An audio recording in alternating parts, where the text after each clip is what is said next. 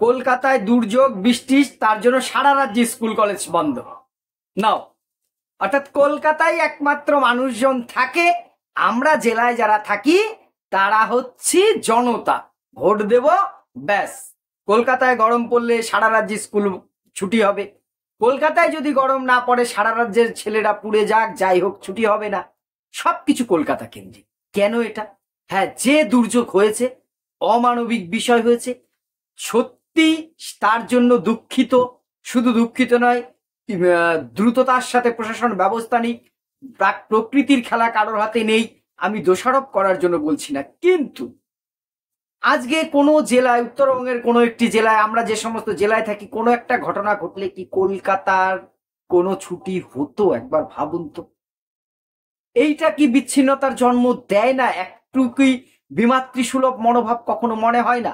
যা হয়েছে কলকাতায় তা কাম্য নয়, যেভাবে বৃষ্টি হয়েছে সেটা কাম্য নয়।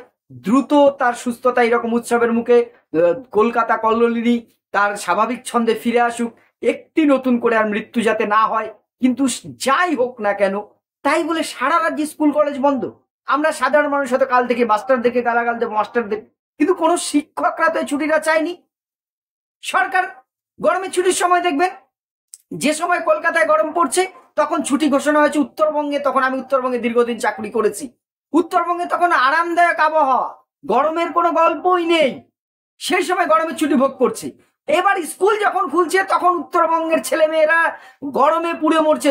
জুনের শেষ থেকে জুলাইয়ে প্রচন্ড গরম পড়ে। যারা উত্তরবঙ্গের দর্শকরা আছেন তারা বলবেন মিথ্যে বললে, অথচ তখন তাদের ছেলেদের বাচ্চাদের নিয়ে স্কুল করতে হয়। আর যখন সেখানে আরামদায়ক আবহাওয়া, শুধুমাত্র দক্ষিণবঙ্গ বা কলকাতায় গরম পড়েছে বলে আমাদের গরম ছুটি ভোগ করতে হয়। কেন বিচারিত? মিডিয়া দেখবেন কলকাতায় কিছু হলে তোলপাড় করে তুলবে, জেলায় কিছু হলে সামান্য একবার কোনো একটা খবরের সাইডে একটা অংশ হয়তো পাবে। অর্থাৎ আমরা কি মানুষ নই? আমরা জেলায় যারা থাকি, উত্তরবঙ্গে যারা থাকি, পুরুলিয়ায় যারা থাকি, বাঁকুড়ায় থাকি, মুর্শিদাবাদ, মালদা, নদিয়ায় যারা থাকি, তারা কি মানুষ নই? আমরা কি শুধু জনতা? শুধু ভোট দেব?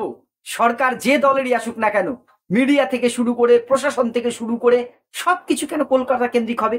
এই প্রশ্নটা কিন্তু গতকালের পর থেকে, বিশেষ করে আজকের এই সরকারি নির্দেশের পর থেকে আরো বেশি আমার মনে অন্তত উঠেছে, নিশ্চয়ই আপনাদের মনেও এসছে।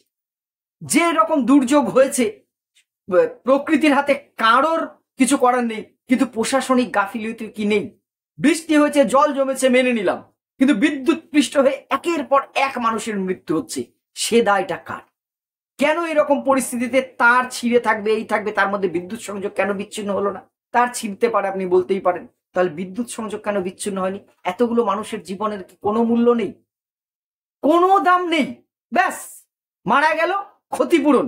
মানুষের মৃত্যুর ক্ষতিপূরণ হয়? চাকরি দিলেই ক্ষতিপূরণ হয়ে যায়, টাকা দিলেই ক্ষতিপূরণ হয়ে যায়। আমি রাজনীতি করতে আসিনি, কোনো দলের আমি সমর্থক নই, কোনো দলের বিরুদ্ধে নই। আমি একটা কথা সব সময় বলি, সব রাজনৈতিক দল ভালো, খারাপ যদি কেউ বা কারা থেকে থাকে সেটা আমি, আপনি, আমাদের মতন সাধারণ জনতা। আর এই কলকাতার মানুষদেরকে কি বলবো? বেশিরভাগ, সবাই নিশ্চয়ই নয়, খুব সুবিধাবাদী প্রচুর মানুষ আছেন, তারা যখন যে ক্ষমতায় দেখবেন সেই দলে সব ভিড়ে যায়। রেলগাড়ির ইঞ্জিনের পেছনে যেমন বগি চলে, আজকে পাল্টি হোক ক্ষমতা, দেখবেন এরা সবার আগে পাল্টি খাবে। কিন্তু লড়াই সংগ্রাম করবে কিন্তু জেলার মানুষরা। বাবা আমলেও দেখেছি, এখনো দেখছি, হয়তো তার আগেও ছিল, যারা বয়স্ক আছেন তারা দেখেছেন। এরা কিন্তু বেশিরভাগ মানুষই, সবাই নিশ্চয়ই নন, ব্যতিক্রম আছে, বহু মানুষ ব্যতিক্রম আছে, কিন্তু বেশিরভাগ ক্ষেত্রে তারা কিন্তু ক্ষমতার কাছাকাছি থাকতে পছন্দ করে। ক্রিমটুকু তারাই খাবে, আমরা শুধু ছিবড়ার জন্য বসে থাকি জেলার মানুষগুলো। এই ছুটিটা কলকাতার জন্য হোক, সেখানে বিপর্যয় দুর্যোগ হয়েছে, অবশ্যই শুধু স্কুল কলেজ কেন, আরো যারা জরুরি পরিষেবা আছে বিশেষভাবে হোক। কিন্তু উত্তরবঙ্গে তো কিছু হয়নি, দক্ষিণবঙ্গের অন্যান্য জেলায় তো কিছু হয়নি, তাহলে সেখানে কেন? আজকে কোনো জেলায় যদি একটা অঘটনা, দুর্ঘটনা, ঈশ্বর না করুক, না ঘটে যায়, কোনোদিন দেখেছেন কলকাতার মানুষের মধ্যে, প্রশাসনিক দপ্তরের মধ্যে, সরকারের মধ্যে শুধুমাত্র একটা দায় সারা ব্যাপার? তাহলে এক যাত্রার দুরকম ফল, এক যাত্রার দুরকম ফল কেন হবে? সবকিছুই কেন কলকাতা কেন্দ্রিক? তাহলে কলকাতা যে কয় লক্ষ লোক মানুষ থাকে, তারাই শুধু রাজ্যের মানুষ? তারাই সব?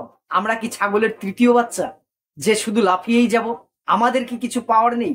আমাদের ইচ্ছা, অনিচ্ছা, চাহিদা, বঞ্চনা, কোনো কিছুর কোনো মূল্য নেই? এই প্রশ্নটা আমার ঘুরপাক খাচ্ছে। আপনাদের কি মনে হয় এই দায় টাকার আর এই বৈমাতৃসুলভ আচরণটা আর কতদিন চলবে? ডান আসুক, বাম আসুক, রাম আসুক, যেই আসুক, সবাই কি এভাবেই চালিয়ে যাবে? তাহলে এর থেকেই তো ধীরে ধীরে উত্তরবঙ্গে যেমন অনেক সময় মানুষের দাবি ওঠে আমরা পৃথক রাজ্য চাই, আমি তাকে এই মুহূর্তে সমর্থন বিপক্ষে কিছুই বলছি না, কিন্তু এই ধরনের আচার আচরণগুলো কি তার জন্য দায়ী নয়? আপনাদের মূল্যবান মতামত অবশ্যই জানাবেন। আমি ভুল হলেও অবশ্যই কমেন্ট করে ধরিয়ে দেবেন, মাথা নত করে স্বীকার করে নেব। ধন্যবাদ।